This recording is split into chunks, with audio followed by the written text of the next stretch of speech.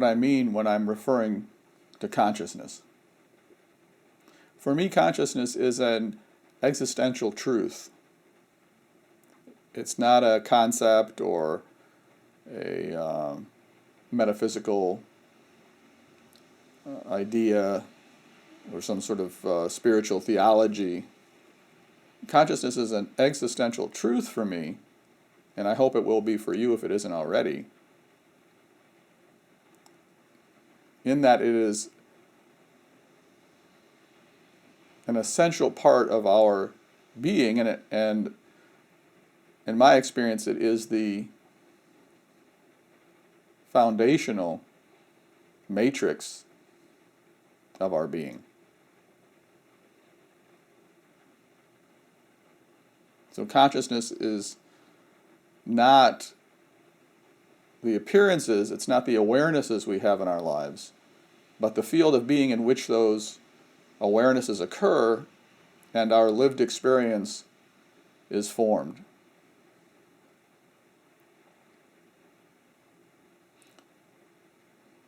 And I want to emphasize the existential part of it,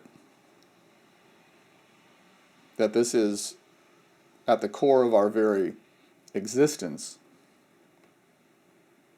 and is in fact what is giving rise to our lived experience. It's not something esoteric out there in the beyond the beyond. It's something that's nearer than the near, dearer than the dear, something that's so part of us we don't even notice it. One analogy we could use is the analogy of the air. Most of the time we're not aware that we're breathing. We take it for granted, we just breathe. And not only do we just breathe, but the air is all around us, but we don't notice the air unless there's some wind or something. But if I just look across the room, I don't see the air, I see what's across the room. Or perhaps light is an even better metaphor.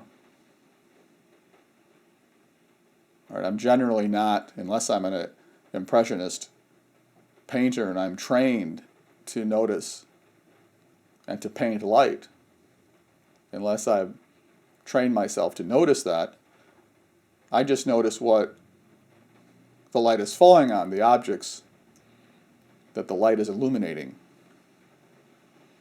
So consciousness is something very similar.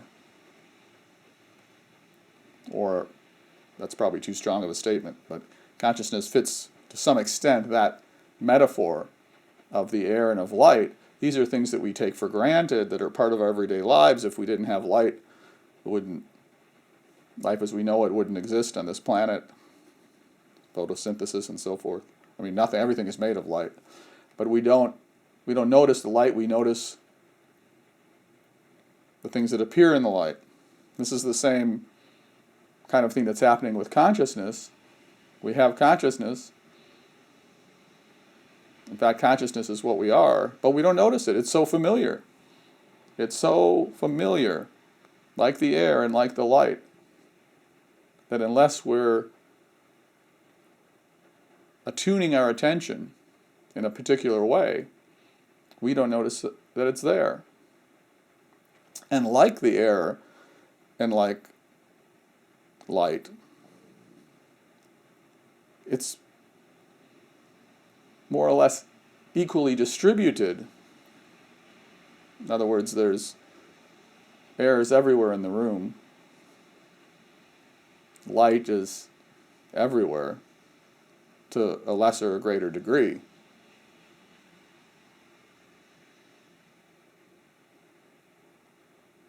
It's a field. And that field, even though it's appearing as if there's more or less air, and of course with air there is more or less air in different areas.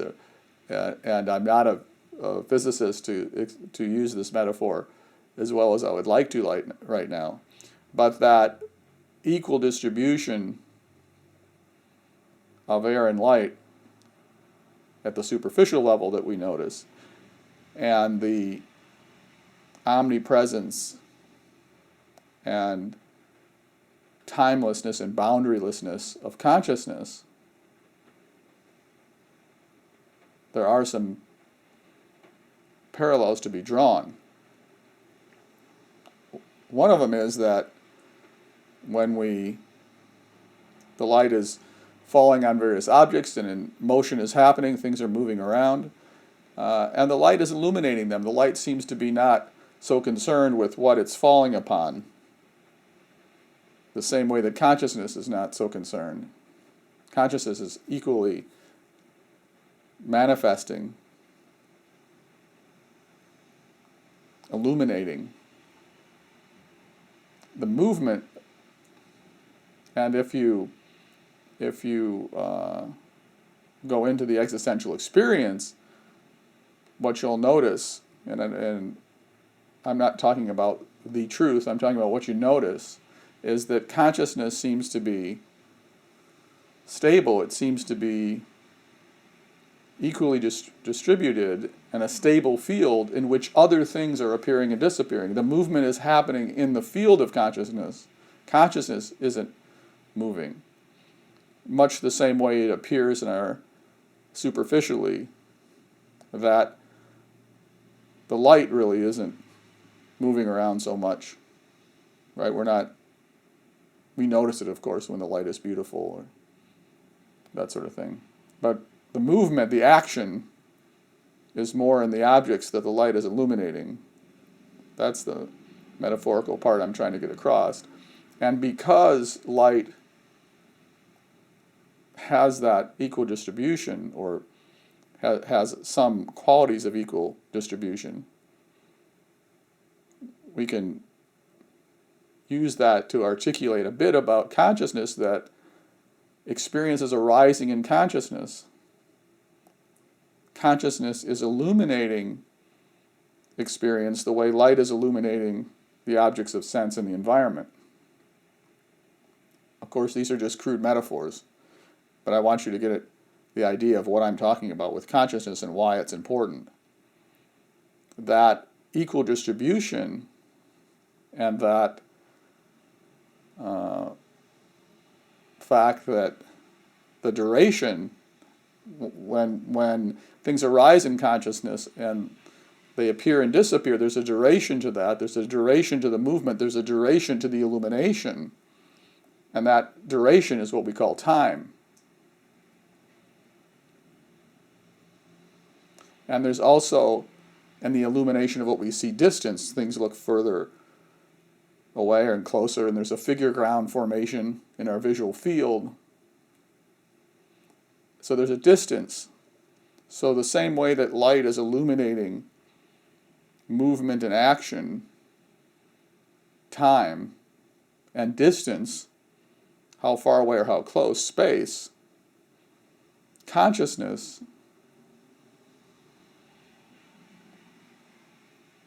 is doing something similar. We just don't notice it as much as we notice it when we notice our everyday experience in terms of how light is functioning. And the beauty of this is that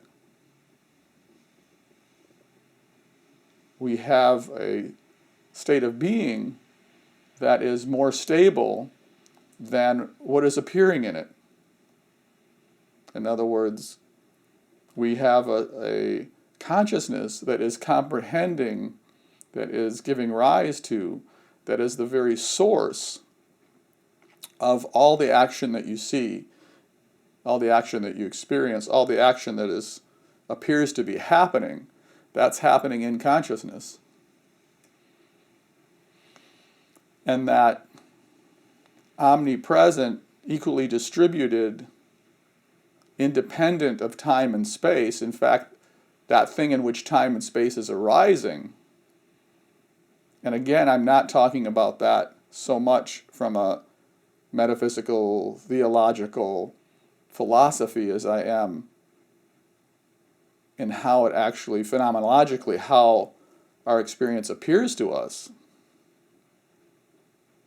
You see, if you pull back your attention from what consciousness, the awarenesses and experiences that are arising in consciousness, if you pay attention just the way if you start to pay attention to how the light falls on an object, you see that the object and the illumination of the object, just like the awareness and the experience that occurs in the awareness, is that there is something that is giving rise to that, allowing us to see. The light allows, the light illuminates the way consciousness illuminates, and there's a contour and shapes to that. And that, when you start to develop the awareness of consciousness, when you start to develop, to pay attention to the field of being in which you are, which is consciousness, you start to experience the world in a much more stable and subtle way, because you're not hypnotized by the movement and the action and the duration and the distance and all those things that make up our conventional world that so many of our problems are built around. Many of our problems are built around the fact that things begin and end, and the other part that they build around is that there's a distance, a closer and a further way, an intimacy and an isolation, a birth and a death, a beginning and an end. So by establishing yourself in that essential field of being, in consciousness, now you are not subject to the very foundational forces that seem to constrain us into so much trouble, and we're actually able to work with time and space instead of be contained and, I want to say, victims of time and space, but to be captured by time and space. When we realize that we are not occurring in time and space, but time and space is occurring in us. And again, watch out, don't take me wrong, I'm not talking about that from a theological point of view, as a concept, as an idea. When you get that is actually how it's happening, when you get that is how it's happening, I'm talking about the existential truth of it now, I'm not talking about philosophy or intellectual. And of course, when you hear it, if you don't have ever experienced it, you think, well, this guy's just talking some sort of esoteric, Eastern-based philosophy. But I guarantee you, if you make the phenomenological inquiry into your own being and into how your lived experience is arising in you, you'll see that existentially, what I'm saying is pretty accurate. It's not all accurate because, of course, I'm trying to describe some very subtle things and using metaphors to do that. But you'll discover that what I'm describing is there.